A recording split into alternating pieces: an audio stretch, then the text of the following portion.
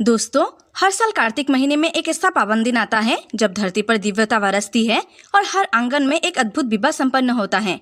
वो विवाह जो किसी मनुष्य की नहीं बल्कि देवी तुलसी और भगवान विष्णु के शालिग्राम रूप का होता है और इसी विवाह को तुलसी विवाह कहा जाता है।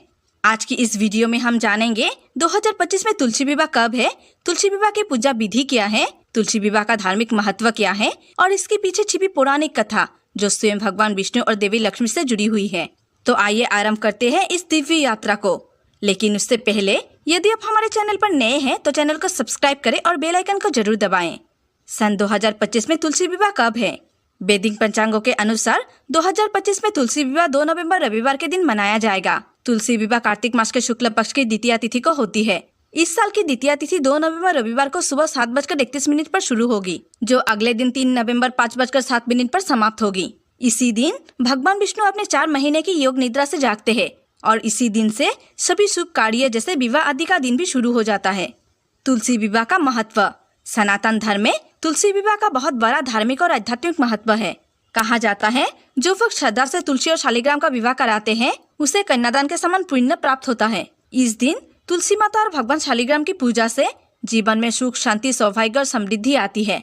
विवाहित दंपति का वैवाहिक जीवन मधुर बनता है और अविवाहित कन्याओं को मनचाहा वर प्राप्त होता है। तुलसी को देवी लक्ष्मी का ही स्वरूप माना जाता है, इसीलिए जब तुलसी का विवाह भगवान विष्णु से होता है तो ये वास्तव में लक्ष्मी नारायण के पुनर्मिलन का उत्सव होता है। तुलसी विवाह की पूजा विधि। सुबह स्नान कर घर के मंदिर स्थल को शुद्ध करे, फिर वह तुलसी के पौधे को सुंदर मंडप में स्थापित करे, रंगोली बनाए, दीपक जलाए और भगवान विष्णु का ध्यान करे।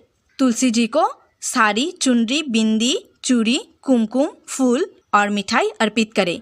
शालिग्राम भगवान को तुलसी के दाहिने ओर बैठाए, गंगा जल से स्नान कराए और दोनों का श्रृंगार करे। इसके बाद तुलसी माता को रोली का तिलक लगाए और शालिग्राम भगवान को चंदन का तिलक लगाए। फिर तुलसी माता के साथ शालिग्राम भगवान का 7 फेरे कराए जाते हैं, जैसे एक सामान्य विवाह में होता है। फेरों के दौरान मंत्र उच्चारण किया जाता है, ओम तुलसी नमः, ओम शालिग्रामे नमः। इसके बाद तुलसी माता की आरती की जाती है और विवाह के प्रसाद सभी को बांट दिए जाते हैं। तुलसी विवाह की पौराणिक कथा।